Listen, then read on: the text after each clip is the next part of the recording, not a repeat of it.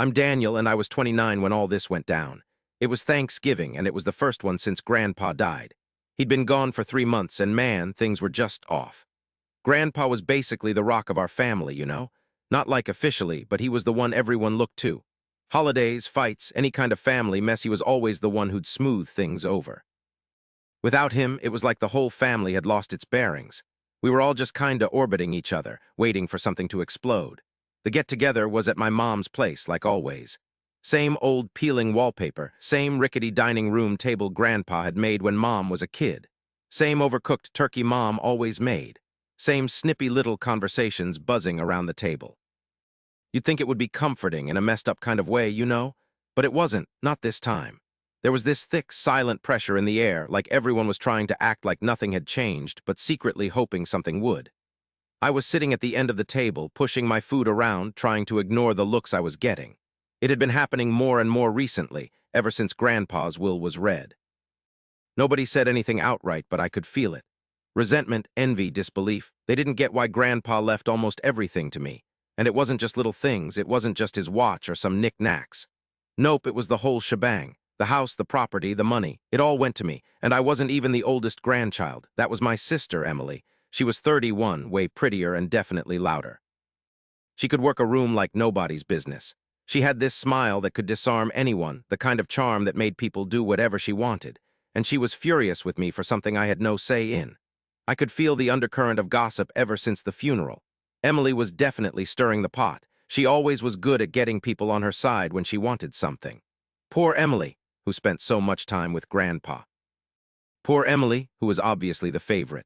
Poor Emily, who deserved better. I tried to ignore it all, tried to not let it get to me. Grandpa made his decision, and I wasn't going to apologize for it. But sitting there, surrounded by fake smiles and phony laughter, the whole thing just felt heavy. It was like it was stuck to me. Every toast, every laugh, every sound of silverware. It all felt so fake. That's when it happened. Emily, across the table, looking perfect in her expensive dress and heels, leaned back in her chair. She started swirling her wine glass like she was giving a performance. That infuriating, sickeningly sweet smirk of hers, the one she always flashed right before she started trouble, curled up on her face as she said, in a voice that could drown you in honey, "Let's be grateful we aren't as pathetic as some folks at this table." The table just died, total silence. Then, like a reflex, a few nervous giggles bubbled up. My cousin Evan practically choked on his napkin. Aunt Marcy tried to hide a smile behind her water glass. Even Mom let out this tiny, twitchy laugh like she was totally torn between laughing and telling her to knock it off. I put my fork down, nice and slow. My heart was hammering, but my face was a blank slate. Years of practice, years of just shutting up, of being the good son, the quiet one, the easygoing nephew. But something inside me just snapped. I smiled. Not that fake, polite smile I usually plastered on. A real smile, calm, cool, and absolutely lethal. I said, my voice as steady as a rock. Grandpa didn't think I was pathetic when he left me everything. Those words just exploded. You could feel it, the collective gasp, the change in the air. Forks were frozen mid-air, glasses tapped against plates. Emily's face just melted. That smirk was completely gone, like someone had swatted it away. I wasn't finished either. I picked up my glass, took a long drink of water, and then said, almost offhandedly, "Good luck finding a new place to live." The silence after that was deafening. You could have heard a mouse fart on that old, beat-up carpet.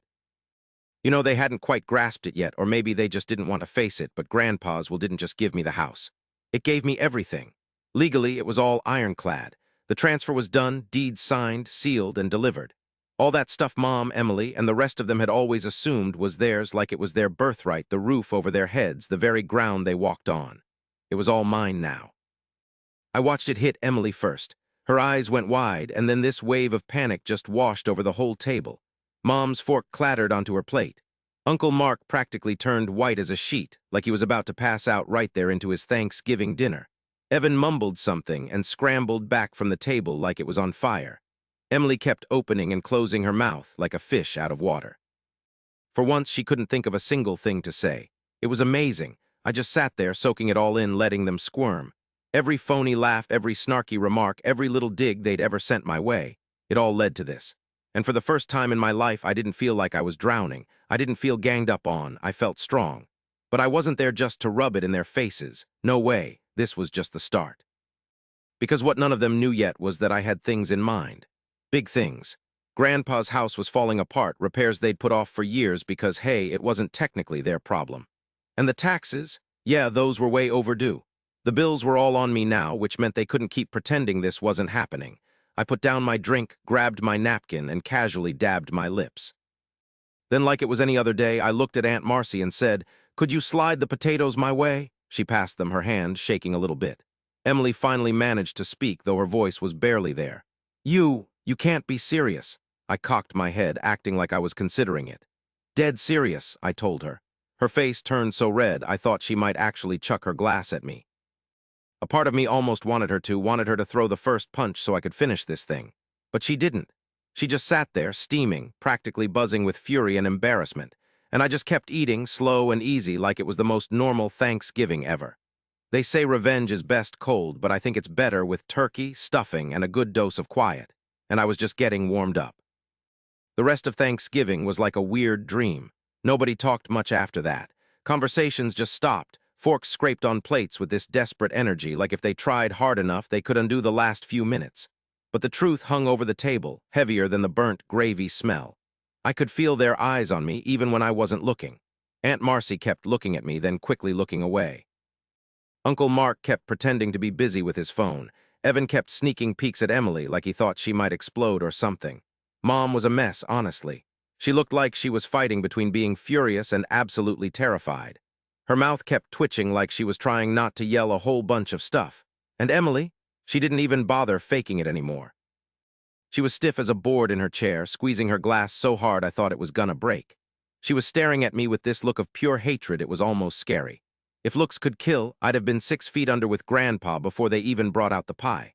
I ate real slow, you know, turkey, stuffing, mashed potatoes. I made myself enjoy every single bite, letting them all sweat in their silence. I wasn't in any hurry. Nope, this moment was totally mine. When they finally brought out dessert, this sad, cracked pumpkin pie, Mom cleared her throat and said, "Daniel, maybe we should talk later." Her voice was shaky, almost begging. I put my fork down and wiped my mouth with my napkin again, real slow and careful. "Sure, Mom," I said, happy as could be, but I wasn't about to let her take charge of the conversation. Not anymore. As everyone started making up excuses to leave the table, saying they needed air or wanted to help with dishes, Emily caught up with me by the front door. Her heels were clicking loud on the old floor and her hands were clenched into fists. "You can't do this," she practically spat, her voice low and furious. "This was supposed to be a family thing." I just raised an eyebrow. "It is a family thing. I'm family. Did you forget?" Her mouth twisted up like she was trying to hold back something really nasty. I could tell she was figuring out how to get the upper hand, looking for my weakness. "You don't even need it," she said, all shaky. "You don't have kids, no family to raise here. What do you want with all this stuff anyway?" I leaned closer, whispering so only she could hear, "Maybe I'm just sick of being treated like dirt by people who only care when they want something." Her nose practically exploded.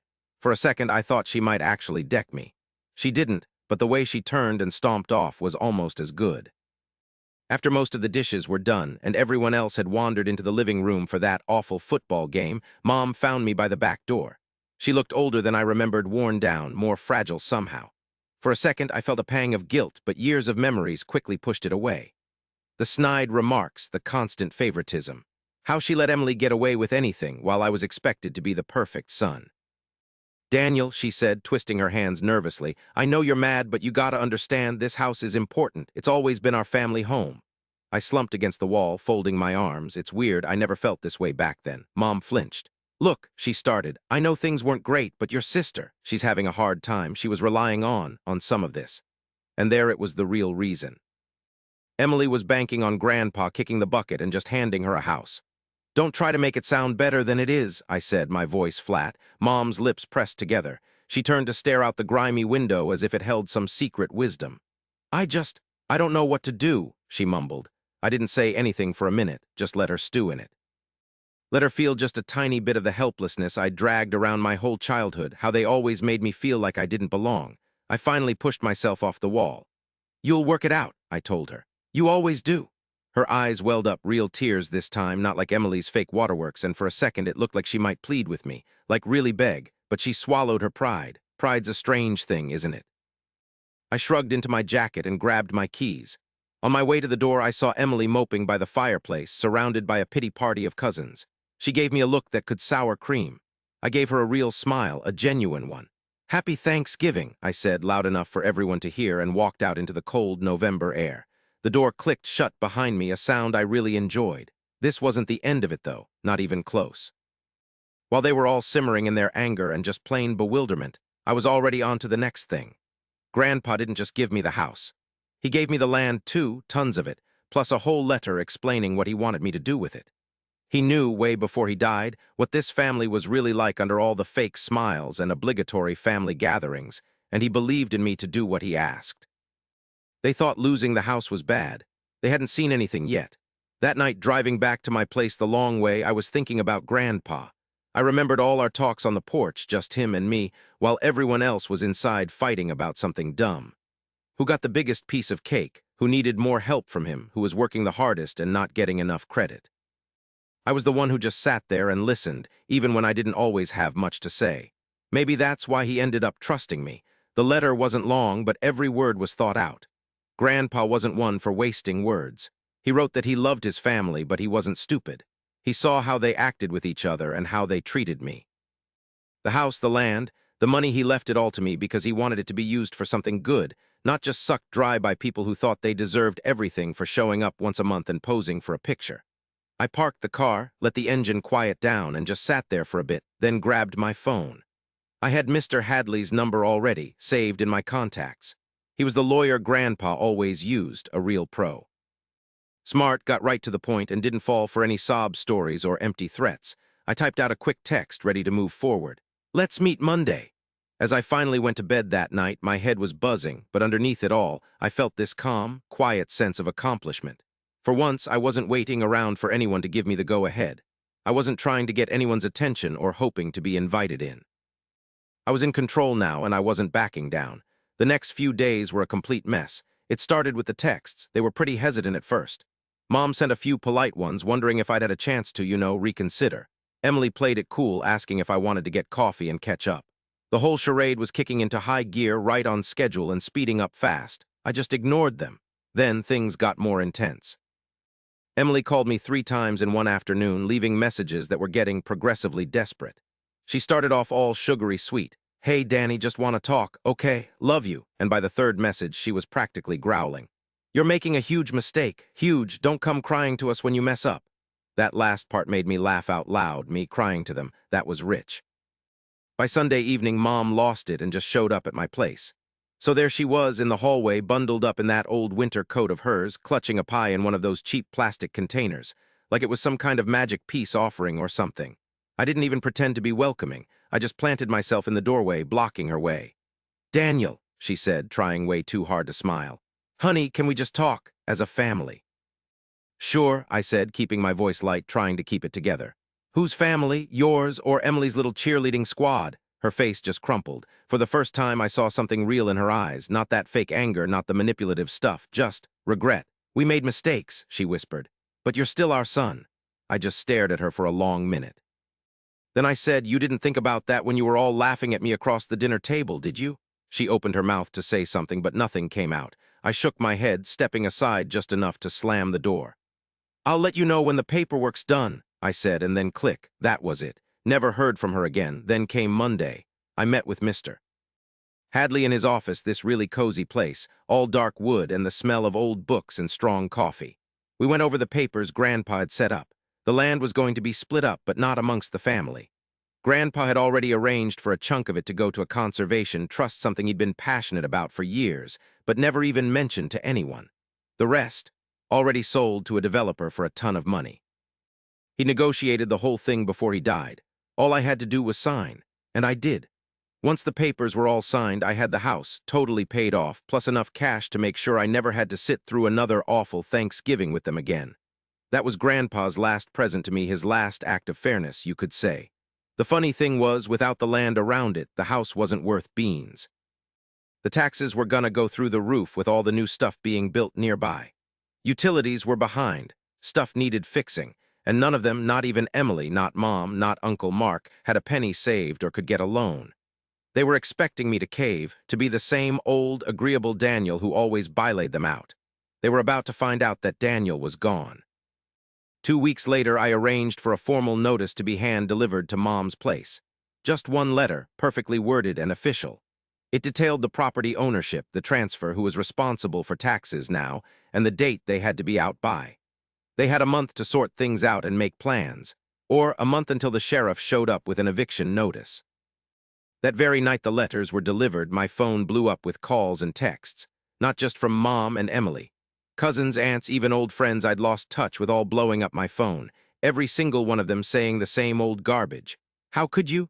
Grandpa wouldn't have wanted this. Family first. Blood is thicker than water. I didn't answer a single one of them. So there I was on my sofa, phone off, drink in hand, raising a silent toast to the guy who always had my back when nobody else did. I remembered what Grandpa used to say one time when we were on the porch, watching the sunset over the fields. Family, he'd said, isn't always about the name. It's about sharing the same core beliefs. He told me never to forget that, and I hadn't. And now the time had come for them to understand that every action, even those little digs, those jokes at the holiday dinners, actually have repercussions. I wasn't finished. While they were busy trying to figure out what to do, how to weasel their way back in, I was busy with something bigger, something permanent, something they wouldn't be able to undo. Those 30 days just flew by. I figured they might try something crazy, some desperate last attempt to play the guilt card, maybe even take me to court on some bogus charge. Emily, after all, was always the drama queen. I figured she might show up at my door, all teary-eyed, begging for forgiveness. Or maybe Mom would arrive again with a pie, her sweet words hiding thinly veiled threats. But they didn't. Not at first, anyway. They started with the silent treatment, just like they did a million times when I was a kid. Like if they just ignored me long enough, I'd come running back, desperate for their approval. They plastered pictures all over the internet, family holidays, everyone grinning like they were trying to convince everyone, and themselves too, that life was awesome. Like I was the one missing out. But I didn't let it get to me. Then the anger exploded. Emily naturally was leading the charge. Crazy texts, those passive-aggressive Facebook posts, and the whole family whispering behind my back. It was all Daniel's power-hungry, Daniel's selfish, Daniel's ruining everything. I just sat back and watched the whole thing unfold, whatever. Their words didn't mean a thing. The real deal, the legal stuff, was coming down on them, like it or not. As the final week rolled around, their tune changed. Suddenly, it was all desperation. Mom fired off this huge, rambling email about family traditions and our roots, asking how I could do this to her. Uncle Mark called twice, leaving these awkward voicemails trying to make amends. Even Evan, who hadn't spoken 2 words to me in ages, texted, "Hey man, maybe we can work this out. Let's not make a big deal out of this." I didn't reply. They'd made their choices.